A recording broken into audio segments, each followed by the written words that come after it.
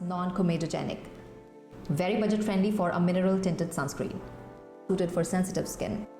Hey everyone, today I'm talking about the Neutrogena Pure Screen Plus Mineral Tinted Sunscreen SPF 30. I bought this in early 2023 and I still have some product left in it, which already says something about the consistency and the usage. If you're someone like me, a brown skinned girl living in a hot and humid weather and prone to hyperpigmentation or melasma, this sunscreen caught my attention because it's mineral, tinted and designed for everyday use. Today I'll share my long-time experience with this sunscreen, what I liked, what I did not like, and is it worth trying. So first, a quick overview. I know you might have seen it already a million times because it's already in the market for some time. But for those of you who haven't seen it, or you have seen it but you haven't tried it yet, you're still making up your mind whether to buy this or not, here is a quick rundown. It's mineral sunscreen with zinc oxide and titanium dioxide. The tint here comes from iron oxides, which can also protect against visible light. And this is important if you're prone to dark spots or melasma. It comes in various shades: light, medium, medium deep, and deep. And I have been using the medium shade. It also has other ingredients like vitamin E, which helps the skin against free radical damage caused by UV light, visible light, infrared light, and environmental stressors like pollution. Unlike chemical sunscreens, which can sometimes sting around your eyes, physical or mineral formulations are much gentler. They don't sting your eyes and they are generally well tolerated, even around areas sensitive like eyelids. Now let's talk shade and feel, which is the most important part as a brown skinned person. When I first applied it, it looked very white, like it might leave a heavy white cast.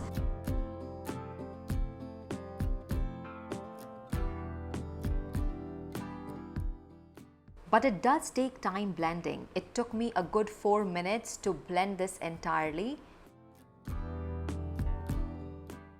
So you definitely need some time at hand to blend this completely in, so that all the strokes that could come with the iron oxide particles could actually blend in seamlessly into the skin.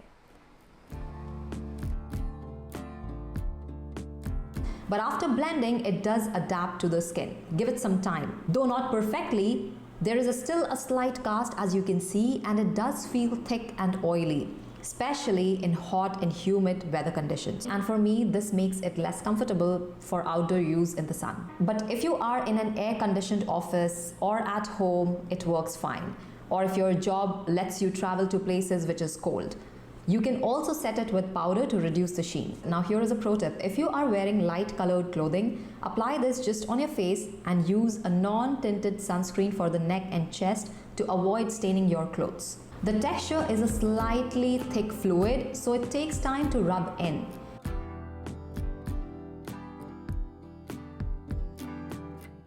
Unlike some mineral sunscreens that pill or separate if layered over other products, this one blends nicely.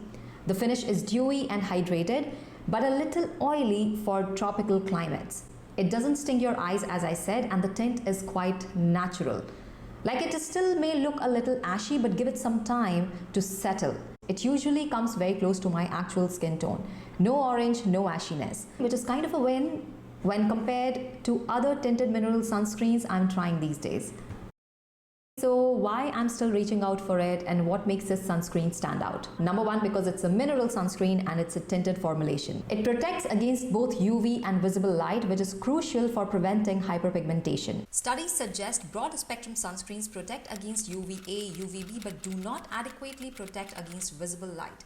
Tinted sunscreens, because of added iron oxides, can reduce visible light-induced pigmentation and are therefore beneficial in conditions like melasma and post-inflammatory hyperpigmentation. It has vitamin E, which offers antioxidant protection against the free radical damage caused by sun and the pollution. And it's a water-resistant SPF 30, which is adequate for daily office use or short periods outdoors. One more thing is the long-term benefit I've noticed from this particular sunscreen, that it's non-comedogenic. Even though it's pretty oily and it gives that kind of a heavy feel, it's still non-comedogenic. It does not cause breakouts, which is important for acne-prone or sensitive skin like mine. Over the 2 years, I haven't used it as much as my other chemical sunscreens that I used previously, mostly because of the thick, sticky feel in humid weather. The medium shade works well on my Indian brown skin, offering natural coverage without a chalky white cast.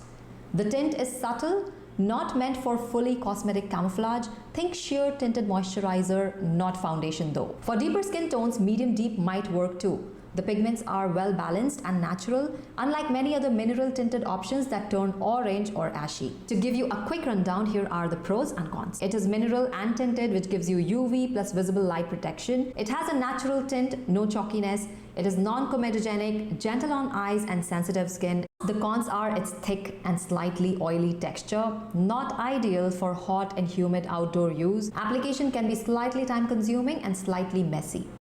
Now, just to give you a broader perspective, on Amazon, you will see this product has got 4.1 star rating out of 2,332 reviews, with 60% being 5-star. So many other users also find it relatable. Now, if you have seen some of my previous videos which are on mineral sunscreens, I'm actually on the hunt for mineral sunscreens, and more so for the tinted mineral sunscreens within the $25 to $30 price range. And what I've seen, there aren't many reliable brand options out there, and the few I do find, they are often very expensive, or they don't have as many shade range. That's why this Neutrogena sunscreen stands out. It provides a good shade range while remaining budget friendly. And saying that, for price and variety, I would actually give it 5 on 5, making it a good option considering both price band and the shade range. Also, this could be a good option for people with darker brown skin tones, which are often prone to hyperpigmentation, well suited for sensitive skin. I'm telling that from my own experience, and makes a good choice for anyone looking for an indoor protection. If you're going to be outdoors all day in heat or high humidity, I would recommend pairing it with a higher SPF sunscreen or considering a lighter tinted formula, which I'm yet to find.